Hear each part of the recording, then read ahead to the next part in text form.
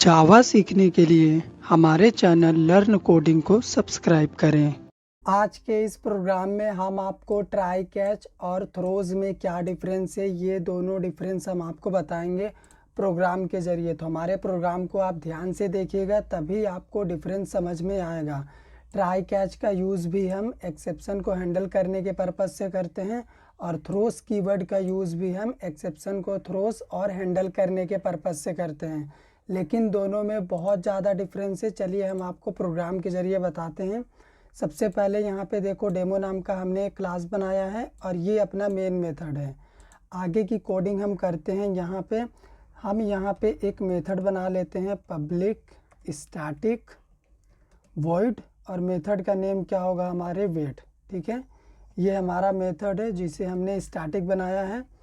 इस मेथड के अंदर हम एक फॉर लूप यूज़ करेंगे इस प्रोग्राम को बनाने के लिए।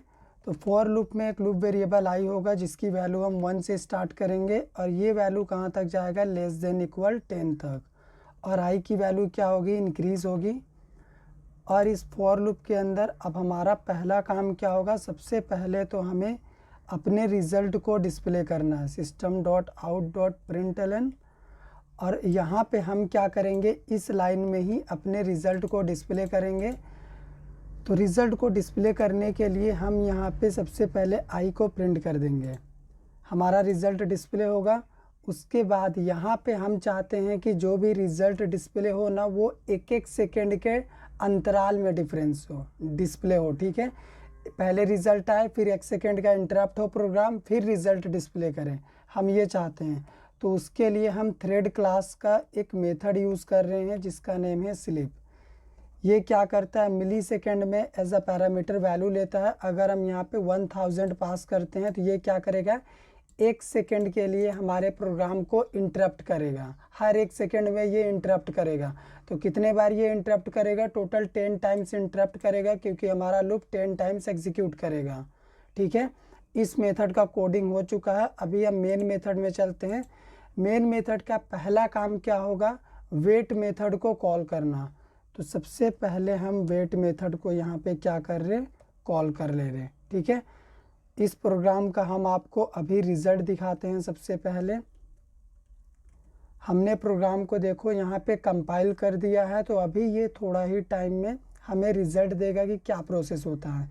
लाइन नंबर 9 पे कंपाइलर क्या बोल रहा है, एरर बोल रहा, अनरिपोर्टेड एक्सेप्शन। एक्सेप्शन का नेम क्या है, इंटरप्टेड एक्सेप्शन। इंटरप्टेड एक्सेप्शन एक चेक्ड एक्सेप्शन है और चेक्ड एक्सेप्शन को कंपाइलर को हमें रिपोर्ट करना होता है। अगर हम रिपोर्ट नहीं करेंगे तो कंपाइलर प्रोग्राम को आगे कंपाइल नहीं करेगा। तो ये जो interrupted exception must be caught हुआ है, इसे आप या तो थ्रोस की मदद से हैंडल करो या तो डिक्लेयर टू बी थ्रोन मतलब ट्राई कैच लगा के आप इसे हैंडल करो। एक्सेप्शन आने का मेन लाइन ये वाला लाइन है, एक्सेप्शन आने का, इसी लाइन में इंटरप्टेड एक्सेप्शन आ रहा है। तो सबसे पहले ये जो इंटरप्टेड एक्सेप्शन है ना, कंपाइलर बोल रहा कि अनरिपोर्टेड मतलब आपने मुझे रिपोर्ट करके नहीं बताया कि आप इसे कैसे हैंडल करेंगे। तो चलिए हम इसे रिपोर्ट कर देते हैं। एक्सेप्शन यहाँ पे आ रहा, यानी मेथड वेट में आ रहा। तो यहाँ पे हम कंपाइलर को क्या कर दे रहे, रिपोर्ट कर दे रहे। तो हम थ्रोज लिखेंगे, एक्सेप्शन का नेम क्या है, इंटरप्टेड एक्सेप्शन। तो यहाँ पे हमने एक्सेप्शन को डिक्लेयर कर दिया है थ्रोज कीवर्ड की मदद से, मतलब हमने कंपाइलर को रिपोर्ट कर दिया है कि हम इस एक्सेप्शन को हैंडल नहीं करना चाहते। यानी वेट मेथड क्या बोल रहा है कि हम अपने कॉलर से इस एक्सेप्शन को हैंडल करवाना चाहते हैं। हम थ्रोज कीवर्ड की मदद से एक्सेप्शन को रिपोर्ट करके अपने कॉलर के पास बाईपास कर रहे हैं। तो अभी कंपाइलर देखेगा कि इस वेट मेथड का कॉलर कौन है, तो उसे पता चला कि लाइन नंबर 13 पे इस वेट मेथड को इस मेन मेथड ने कॉल किया हुआ है। तो अभी वो कंपाइलर जब प्रोग्राम को कंपाइल करेगा तो इस वेट मेथड में तो उसे कोई गड़बड़ी नहीं मिलेगा, क्योंकि वेट मेथड ने क्या किया, अपना एक्सेप्शन निकाल के मेन मेथड के पास भेज दिया है। तो अभी सेम एक्सेप्शन लाइन नंबर 13 पे हमें बोलेगा जहाँ पे हमने मेथड को कॉल करा है मेन के अंदर। ठीक है, क्योंकि एक्सेप्शन मेन मेथड के अंदर थ्रो कर दिया गया है वेट मेथड के जरिए, यहाँ से थ्रोस कीवर्ड की मदद से बाईपास कर दिया गया है। ठीक है, तो देखो हमने प्रोग्राम को कंपाइल करा तो यहाँ पे हमें सेम एरर कंपाइलर बोल रहा है, लेकिन लाइन नंबर 13 पे अनरिपोर्टेड एक्सेप्शन, इंटरप्टेड एक्सेप्शन। ऐसा इसलिए बोल रहा है जहाँ पे हमने मेथड को कॉल किया है, क्योंकि अभी सेम एक्सेप्शन को हमने यहाँ से थ्रोस करा ना, तो यहाँ पे आ चुका है। तो अभी इस मेन मेथड के पास भी इस एक्सेप्शन को हैंडल करने का दो रास्ता है, या तो main method try catch use करके एक्सेप्शन को खुद यहीं पे हैंडल करे अपने से, या तो वो भी थ्रोस कीवर्ड की मदद से एक्सेप्शन को थ्रोस करके अपने कॉलर के थ्रू हैंडल करवा सकता है। थ्रोस एक्सेप्शन का नेम क्या है? Interrupted exception. ठीक है, तो अभी मेन मेथड जब कंपाइलर प्रोग्राम को कंपाइल करने आएगा तो मेन मेथड बोलेगा कि अभी आप सेम इंटरप्टेड एक्सेप्शन को मेरे कॉलर से बात करो, वो हैंडल कर रहा। तो कंपाइलर को पता चला कि मेन मेथड का कॉलर जेवीएम है, तो ये एक्सेप्शन जेवीएम हैंडल कर रहा है। तो कंपाइलर क्या करेगा?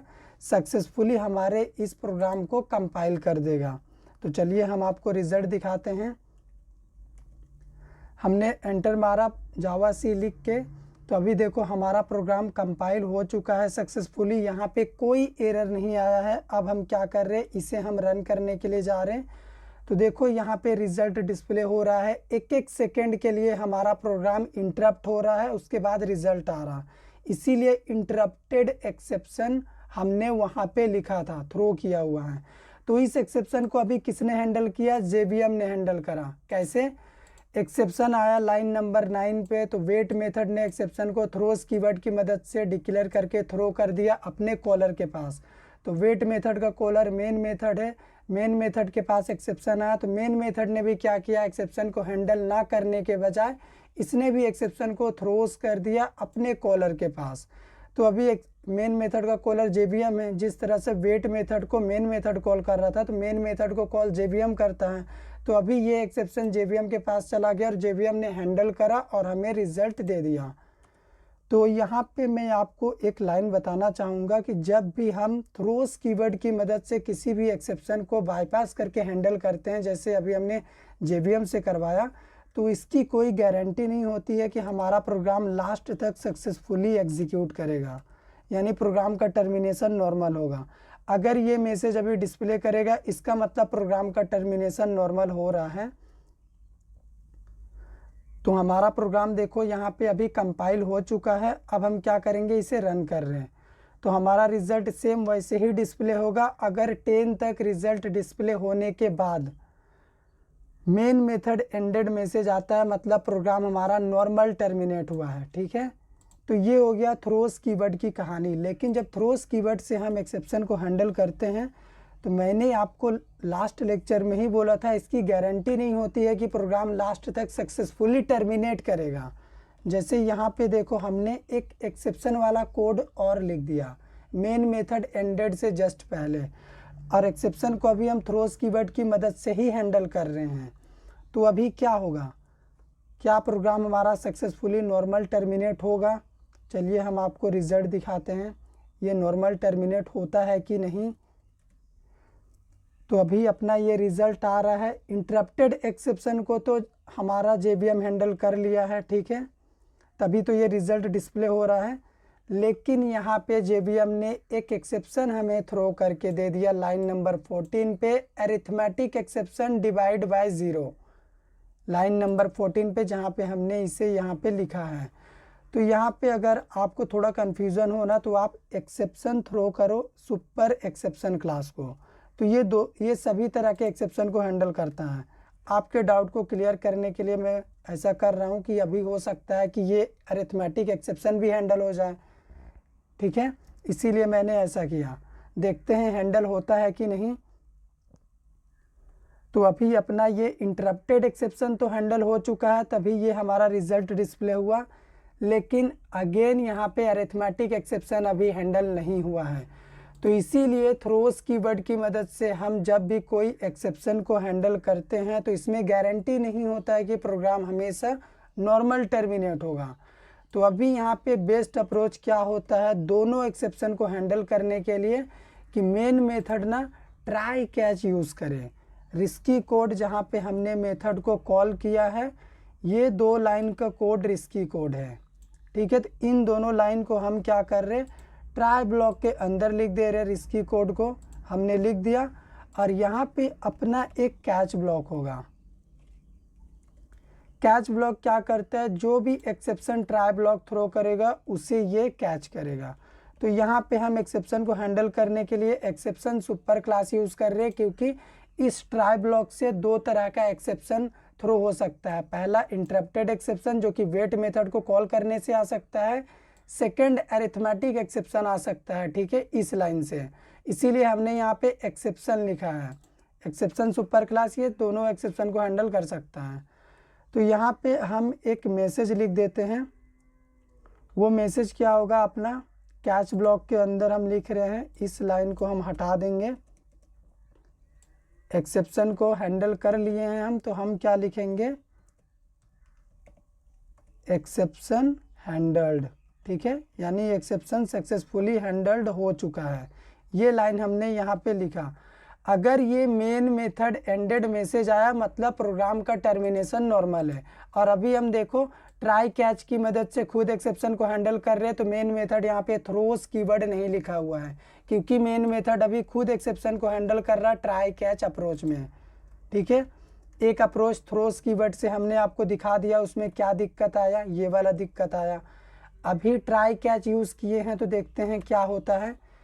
सबसे पहले तो इंटरप्टेड एक्सेप्शन हैंडल हो चुका है, हमने ट्राई ब्लॉक में यहाँ पे देखो हैंडल कर लिया है, तभी तो ये रिजल्ट आया। उसके बाद एक्सेप्शन हैंडल्ड, यानी हमने अरिथमेटिक एक्सेप्शन को भी हैंडल कर लिया है, ये कैच ब्लॉक एग्जीक्यूट हुआ, एक्सेप्शन हैंडल्ड। और मेन मेथड एंडेड लास्ट में ये मैसेज डिस्प्ले हो गया है, मतलब प्रोग्राम का टर्मिनेशन नॉर्मल है। तो यहाँ पे बेस्ट अप्रोच होता है एक्सेप्शन को हैंडल करने का ट्राई कैच। क्यों? क्योंकि ट्राई कैच में 100% गारंटी होता है कि प्रोग्राम लास्ट तक सक्सेसफुली नॉर्मल टर्मिनेट होगा, और कितना भी एक्सेप्शन हो ट्राई कैच यूज़ करके आप उसे एक साथ हैंडल कर सकते हैं। जैसा कि यहाँ पे देखो वेट मेथड ने एक एक्सेप्शन थ्रोस किया था, इंटरप्टेड एक्सेप्शन, तो मेन मेथड के पास इंटरप्टेड एक्सेप्शन यहाँ पे है, और साथ ही साथ ये अरिथमेटिक एक्सेप्शन भी है। तो दोनों एक्सेप्शन को देखो हमने ट्राई कैच की मदद से हैंडल कर लिया, जबकि थ्रोस कीवर्ड की मदद से हम केवल एक ही एक्सेप्शन को हैंडल कर पा रहे थे, सिर्फ और सिर्फ इंटरप्टेड को, अरिथमेटिक को हम नहीं कर पा रहे थे। तो यही डिफरेंस होता है।